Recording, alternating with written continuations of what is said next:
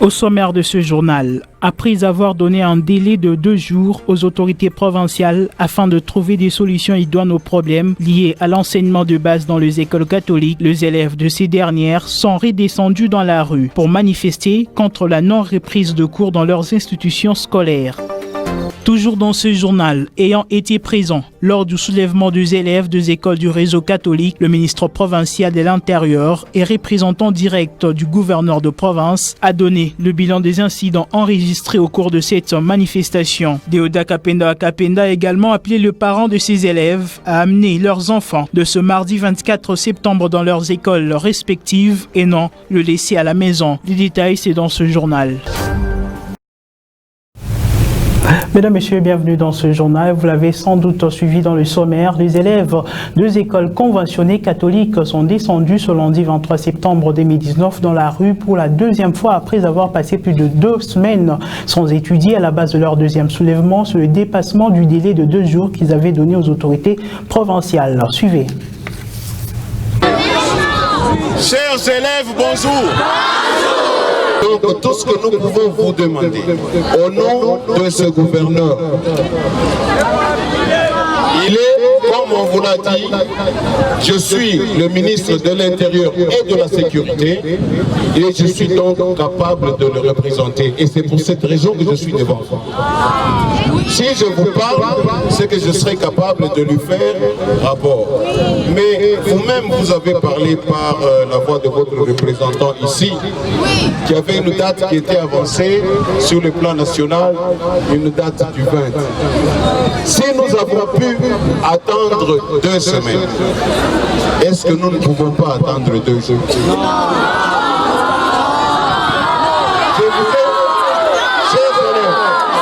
Chers élèves, vous me connaissez, ça fait longtemps et je n'aime pas la démagogie. Je ne peux pas vous mentir. Vous avez écouté ce que le ministre a dit. Ils ont dit, nous avons attendu pendant 2 semaines et on peut encore attendre 2 jours. Non. C'est en ces termes que la promesse a été faite à ses élèves. Promesse non tenue, chose qui a poussé ces bleus blancs, entre autres les élèves du collège Saint-Jean 23, du lycée Mwanga et celle du lycée Omoudja de descendre encore une fois dans la rue. Ils continuent à fustiger le non-respect du calendrier scolaire et la non-reprise des cours dans leurs institutions. Ces élèves des 3 grandes écoles catholiques d'écologie disent devenir victimes de la gratuité de l'enseignement des bases, mais cette fois-ci, ils ne l'ont pas fait d'une manière sereine.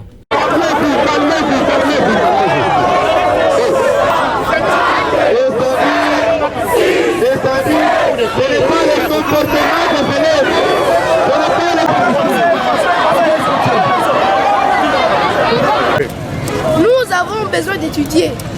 Maintenant, comme le président lui-même a dit, presque toutes les écoles seront, presque toutes les écoles, ils vont étudier gratuit. Maintenant, nous, les professeurs ne viennent pas à l'école pour donner cours. Maintenant, nous, on va faire comment? Maintenant, on part au gouvernorat pour réclamer nos droits. Maintenant, si on n'étudie pas, maintenant, notre avenir de demain, ça sera comment? Non, on n'a pas demandé la gratuité. C'est le président lui-même, il a dit ça.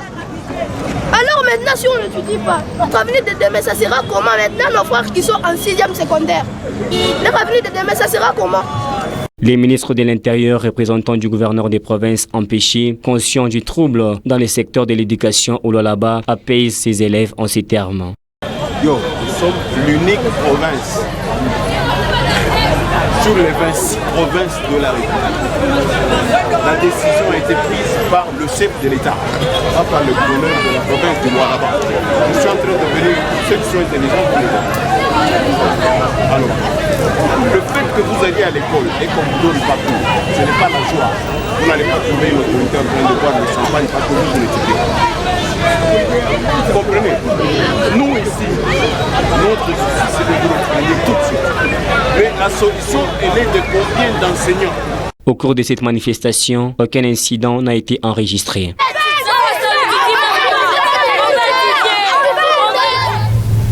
Sur ce même chapitre, après le soulèvement des élèves des écoles du réseau catholique, le ministre provincial de l'Intérieur et représentant du gouverneur de province, Deoda Kapenda Kapenda, a tenu à donner le bilan de cette manifestation tout en exhortant les parents dont leurs enfants sont dans ces dites écoles. Reportage. Quand les enfants quittent la maison en bleu et blanc, c'est pour aller à l'école. De deux, de tirer les oreilles de ces enfants parce que la multiplicité de ces marches est en train de réveiller les ennemis. Aujourd'hui, il y avait plus d'incidents que le premier jour. Il y a eu des pare-brises des voitures cassées. Il y a eu un monsieur qui s'est vu arracher la clé de contact de sa voiture. Je me pose la question, qu'est-ce que cette voiture a à voir avec la gratuité de l'enseignement? Il est donc temps que nous, parents, nous puissions attirer l'attention de nos enfants, que nous les envoyons à l'école et pas dans la rue. De deux, j'attire l'attention de tous les partenaires qui sont dans le domaine de l'éducation. Je pense ici aux syndicalistes, je pense aux enseignants, je pense à tous ceux qui gèrent les réseaux. Aujourd'hui, on cite le réseau catholique. Que ces jeunes gens attendent la solution parce que le dossier est déjà sur la table du gouvernement national, du Parlement national, du gouvernement provincial et de tous ceux qui sont responsables du secteur.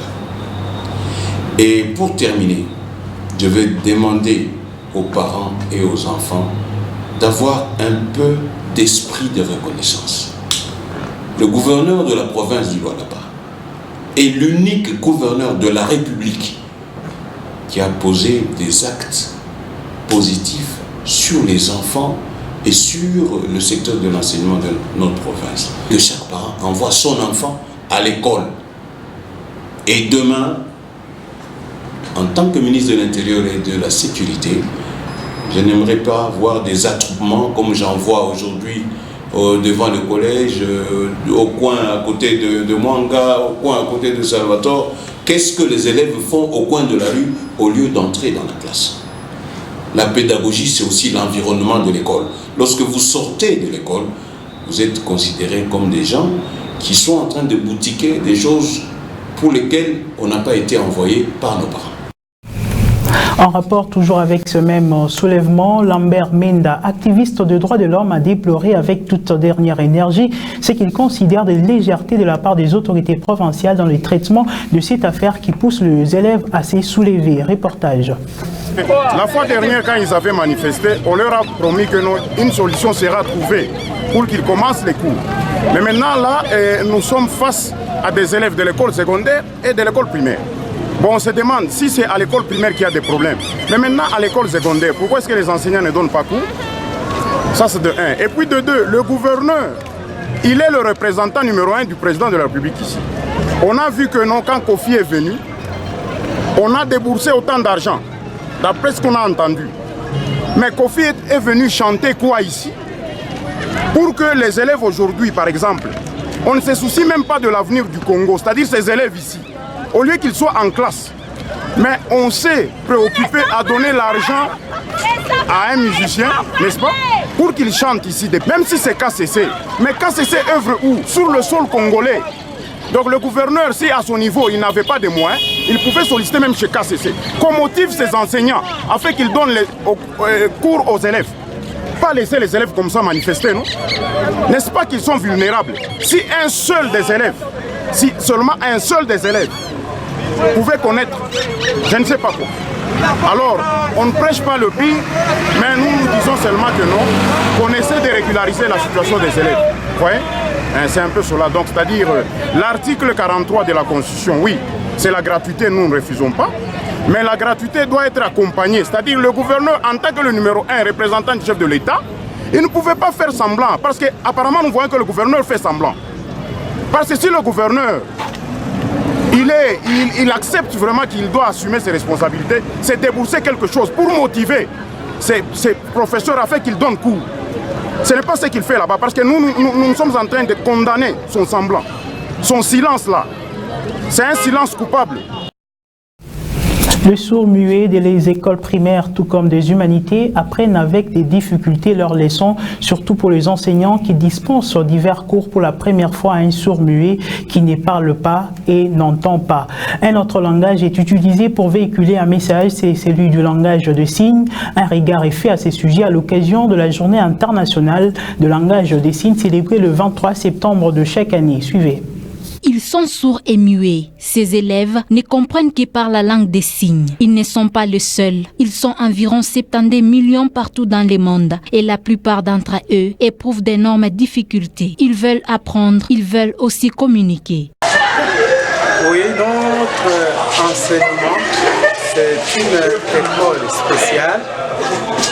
Alors, les langages que nous avons ici, c'est les langages des signes. C'est pourquoi, quand vous avez vu quelques élèves qui faisaient d'exercices, et vous voyez que les enseignants parlaient toujours en signes. Efata est la seule école des sourds-muets au Lualaba, pas des universités ni des instituts supérieurs, et est butée à plusieurs difficultés. Oui, vous voulez qu'on les aide avec une école où il peut avoir un métier. Oui, par exemple la menuiserie, par exemple le mécanique. Et il y a beaucoup de choses, de construire aussi des bâtiments pour l'école secondaire. Vous voyez qu'ils évoluent l'après-midi pour l'école secondaire. Nécessairement à l'école, il fallait qu'il y ait l'internat pour abriter tous ces enfants qui sont à distance. Étant donné que l'éducation est un droit pour tout enfant, aussi y compris l'enfant sourd-muet. Mais comment expliquer que ce sont seulement les entendants qui étudient, non pas les sourds? Nous n'avons que l'unique école ici. Et l'école devait avoir beaucoup d'enfants. Mais vous voyez, si vous passez dans des classes, c'est très peu d'enfants qui sont dans des classes. Ils sont butés à des difficultés, des déplacements. Et même ceux-là qui sont dans la ville. Il y a des parents par peur d'exposer leurs enfants à des accidents de circulation. Il y en a qui retiennent leurs enfants. Mettre en relief l'importance des langues, celle de ne laisser personne de côté, est le but de cette journée. Les habitants de la cité Gécamine Moussonoy ont vu depuis le dimanche 22 septembre l'eau couler à leur robinet après plus d'un mois sans cette denrée. À ce jour, ce n'est qu'une partie de cette cité qui est desservie en eau potable. La population de cette contrée souhaite voir cette denrée couler dans toute la cité. Le détail dans ce grand format. Plus question de parcourir des longues distances pour s'approvisionner en eau potable. Après un mois sans cette denrée, les habitants de Moussonoï peuvent pousser un ouf de soulagement. L'eau coule à nouveau dans des robinets depuis la nuit de ce dimanche 22 septembre. Les femmes de Moussonoï sont délivrées de se réveiller nuitamment à la recherche de cette perle rare. Nous disons merci au gouverneur du fait que nous avons de l'eau maintenant à Moussonoï. Mais l'eau ne sort pas avec pression. Il mérite vraiment la confiance. Nous disons merci aux autorités. On souffrait vraiment. On achetait un bidon d'eau à 100 francs, 500 francs, voire même 1000 francs. Malgré que l'eau coule, les inquiétudes planent toujours dans la tête des habitants de cette cité Gécamine. Certains robinets sont toujours secs. L'eau qu'on dessert à Moussonoï se limite seulement à Ekaï et une partie des Jado. À Léo 1er, Saba, nous n'avons pas d'eau. Nous payons un bidon à 250 francs. Nous commencerons à acheter combien de bidons? L'eau est à plusieurs usages, la lessive et autres. Qu'on nous approvisionne aussi à nous des Saba, Léo ainsi que Jado. Nous souffrons beaucoup. Regarde comment nous allons au robinet. Celles qui sont parties très tôt matin ne sont pas desservies. Nous avons de l'eau, mais elle n'est pas suffisante. Il faut que toute la cité soit servie. Le regard de cette population de Moussonoï sont tournés aux autorités du Lualaba pour que l'eau soit desservie dans toute la cité. Où sont les députés du Lualaba qu'on a voté? Qu'ils viennent ici trouver la solution en eau potable. L'eau ne nous suffit pas. Les ministres Kakota nous aident aussi à avoir de l'eau. Nous souffrons vraiment. Notre souhait est qu'il y ait de l'eau partout. Donc tout Moussonoï soit approvisionné en eau potable. Nous demandons, rien qu'aux autorités de la province, qu'on ait aussi de l'eau. Pas plus loin de Moussonoï, soit à Kapata. Ici, plus d'inquiétude pour trouver de l'eau. Cette denrée coule en longueur de journée. Jusqu'aujourd'hui, à Kapata, on ne souffre pas les problèmes de l'eau potable. C'est ainsi que quand vous venez même en cours de route, vous avez vu certaines personnes en province de Moussonoï pour venir chercher l'eau ici à Kapata. L'eau ici est en abondance. La province du Lualaba enregistre de progrès en ce qui concerne la desserte en eau potable. Le ministère de l'Énergie, sous le haut patronage du gouverneur de province, s'élance sous cette piste pour que chaque contrée de la province soit desservie en eau potable. Le prix de la farine de maïs ne cesse d'inquiéter tout le Lualaba, sachant que c'est un aliment de base pour la plupart du Lualabais. Ainsi, pour coller cette denrée sur le marché, surtout à moindre coût, le commissaire en charge de l'économie a réuni ce lundi 23 septembre 2019 les opérateurs économiques dans la salle de conférence de l'ancien gouvernorat de province. On l'écoute. Bon, comme vous savez, depuis un bon moment, la crise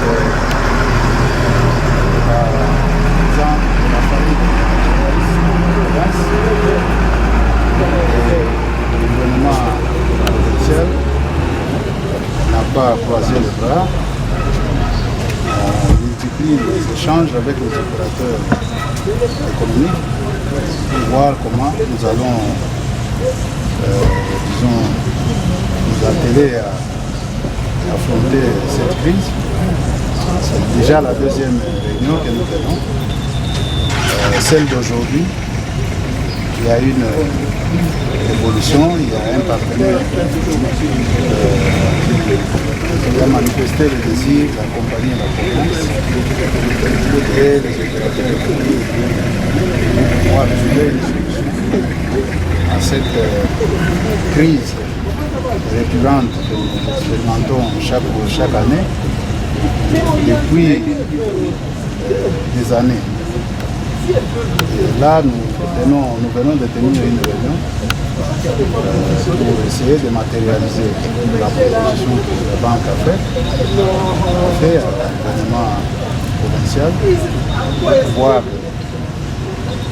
examiner la possibilité de financer les stocks pour permettre de traverser cette période ici qui est caractérisée par la rareté de la farine de maïs. Lors de sa première visite officielle en Europe, le président de la République, Félix-Antoine Tshisekedi, s'est livré au micro de nos confrères de TV5 Monde dans une émission. Plusieurs domaines de la vie nationale ont été épinglés. Suivez ses commentaires. C'est un président de la République centré sur les objectifs et ouvert à la coopération pour l'émergence du Congo que s'est exprimé Félix Tshisekedi. Dans cet entretien de plus de 45 minutes, le président de la République a abordé plusieurs questions liées à la vie nationale, notamment le changement des mentalités. La mentalité actuelle au Congo est aussi à la base de nos problèmes. Le tribalisme s'est exacerbé. Je veux un Congo uni. Ce n'est que comme ça que nous pourrons faire face aux défis du développement. S'agissant de l'affaire qui défraye la chronique sur un présumé détournement de 15 millions de dollars américains, Félix Tshisekedi n'est pas allé par les dos de la cuillère. J'ai reçu l'inspecteur général des finances.